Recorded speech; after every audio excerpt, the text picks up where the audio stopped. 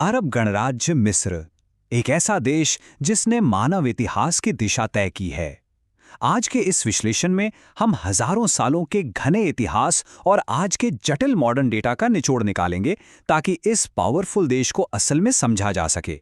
ये सिर्फ कुछ फैक्ट्स की लिस्ट नहीं है, बल्कि एक ऐसी सभ्यता की गहरी पड़ताल है जिसकी छाप आज भी पूरी दुनिया पर साफ दिखाई देती है। चलिए सीधा शुरू करते हैं।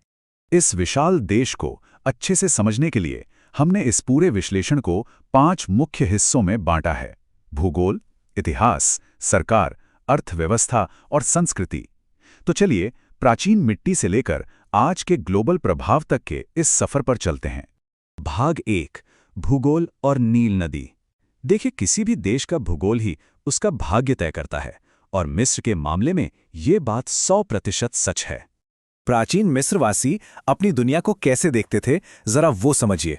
केमेट यानी नील नदी के आसपास की उपजाऊ काली जमीन, और डेशरेट यानी आसपास का सूखा रेगिस्तान या लाल जमीन, ये सिर्फ कोई भौगोलिक शब्द नहीं थे, बल्कि दुनिया को देखने का उनका पूरा नजरिया था।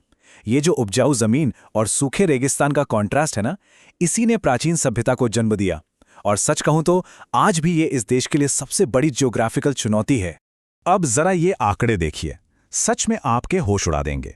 मिस्र की करीब 10 करोड़ 70 लाख की तेजी से बढ़ती आबादी का 98% हिस्सा सिर्फ 3% जमीन पर रहता है। जी हां, सिर्फ 3%। बाकी 97% जमीन पर मात्र 2% लोग फैले हुए हैं। आप सोच सकते हैं कि वहां के संसाधनों और इंफ्रास्ट्रक्चर पर इसका कितना भयानक दबाव पड़ता होगा। तो इस भारी पानी की कमी और इतनी घनी आबादी से निपटने का क्या तरीका है? जवाब है बड़े पैमाने पर इंजीनियरिंग। देश अब New Delta waste water treatment plant जैसे महत्वाकांक्षी प्रोजेक्ट्स पर निर्भर है, जो रोजाना 75 लाख क्यूबिक मीटर पानी को साफ कर रहा है, ताकि रेगिस्तान को पीछे धकेलकर खेतों में बदला जा सके। ये वाकई में इंसान और प्रकृति के बीच की एक जबरदस्त लड़ाई है। अब आते हैं भाग 2 पर, मिस्र का इतिहास, फराओ से लेकर आज के राष्ट्रपतियों तक। ये देश उन ऐतिहासिक और राजनीतिक तूफानों से गुजरा है जिनमें ना जाने कितने साम्राज्य मिट गए, लेकिन मिस्र कायम रहा। 3150 ईसा पूर्व के प्राचीन राजवंशों से शुरुआत करें, फिर ग्रीको रोमन काल, इस्लामिक विजय, ऑटोमन शासन और आखिरकार 1952 का आधुनिक गणतंत्र। हम यहाँ अलग अलग राजाओं के नाम नहीं रटेंगे, बल्कि ये देखिए कि कैसे इस सभ्यता ने बाहर से आए हर साम्राज्य को खुद में मिला लिया, कुछ न कुछ सीखा, लेकिन अपनी मिस्र वाली मूल पहचान कभी नहीं खोई। आधुनिक युग में एंट्री का वो सबसे बड़ा टर्निंग पॉइंट 1952 में आया। फ्री ऑफिसर्स मूवमेंट ने राजा फारूक को गद्दी छोड़ने पर मजबूर कर दिया, और इसके साथ ही सदियों पुरानी राजशाही और विदेशी दबदबा हमेशा के लिए खत्म हो गया। यहीं से एक नए और आधुनिक गणतंत्र की नींव रखी गई। भाग 3, सरकार और वैश्विक प्रभाव। एक ऐसे क्षेत्र में जो अक्सर उथल-पुथल से भरा रहता है, मिस्र आज अपनी भू राजनीति कैसे संभाल रहा है, आइए देखते हैं। 2011 की ऐतिहासिक क्रांति के बाद का दौर मिस्र के लिए काफी संवेदनशील रहा। हौसनी मुबारक के दशकों लंबे शासन के अंत से लेकर मोहम्मद मुर्सी का हटना, फिर अदली मंसूर का अंतरिम शासन, और फिर अब्देल फतह अल सीसी का वर्तमान प्रशासन। ये वो दौर था जब देश ने बहुत तेजी से सत्ता का हस्तांतरण और बड़े संवैधानिक बदलाव देखे। लेकिन दिलचस्प बात यह है कि इन तमाम घरेलू बदलावों के बाद भी विश्व स्तर पर मिस्र की पकड़ ढीली नहीं पड़ी है। वो आज भी एक मजबूत क्षेत्रीय मध्यस्थ है। संयुक्त राष्ट्र, अरब लीग और अफ्रीकी संघ, ये इन सबका संस्थापक सदस्य है, और हाल ही में ब्रिक्स में इसका शामिल होना इसकी बढ़ती कूटनीतिक पहुंच को दिखाता है। अमेरिका का एक प्रमुख गैर नाटो सहयोगी होने के नाते ये असल में पूर्व और पश्चिम के बीच एक बहुत मजबूत रणनीतिक पुल का काम करता है। और इस स्थिरता के पीछे एक बहुत बड़ी ताकत है, मिस्र की सेना। करीब 4,38,000 सक्रिय सैनिक। ये इस पूरे रीजन की सबसे बड़ी और सबसे एडवांस सेनाओं में से एक है। और ध्यान देने वाली बात यह है कि सेना का रोल सिर्फ बॉर्डर सिक्योरिटी तक सीमित नहीं है।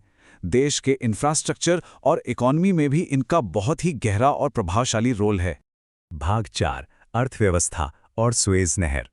अफ्रीका की दूसरी सबसे बड़ी अर्थव्यवस्था को पावर कहां से मिलती है? चलिए इसके इंजनों को समझते हैं। देखिए, जब भी मिस्र की अर्थव्यवस्था की बात होगी तो स्वेज नहर का नाम तो सबसे ऊपर आएगा ही। 2023 में इसने $9.4 बिलियन का रिकॉर्ड रेवेन्यू कमाया। ये सिर्फ एक नहर नहीं है, ये पूरी दुनिया के समुद्री व्यापार और सप्लाई चेन की धड़कन है। और जाहिर है, इस भारी कमाई के बिना मिस्र की आर्थिक स्थिरता की कल्पना भी नहीं की जा सकती। लेकिन एक सेकंड, व्यापार से भी परे एक और बहुत बड़ा आर्थिक पिलर मौजूद है, और वो है मिस्र के आम लोग। विदेश में काम करने वाले नागरिकों ने वित्तीय वर्ष 2024-2025 में $36.5 बिलियन वापस अपने देश भेजे। जरा सोचिए, ये स्वेज नहर की कमाई से भी कई गुना ज्यादा है। यही पैसा असल में देश के विदेशी मुद्रा भंडार की असली रीढ़ की हड्डी है। और हाँ, ये देश सिर्फ ट्रेड या रेमिटेंस पर नहीं टिका है। मिस्र अफ्रीका का सबसे बड़ा मैन्युफैक्चरिंग हब भी है। मशहूर प्रीमियम गीजा कॉटन से लेकर पेट्रोकेमिकल्स, आधुनिक इलेक्ट्रॉनिक्स, इलेक्ट्रिक व्हीकल्स और भारी उद्योग तक सब कुछ यहाँ बन रहा है। आपको जानकर शायद हैरानी हो कि आज अफ्रीका का सबसे प्रमुख स्टील उत्पादक है। ये विविधीकरण ही इनके फ्यूचर की सबसे बड़ी गारंटी है।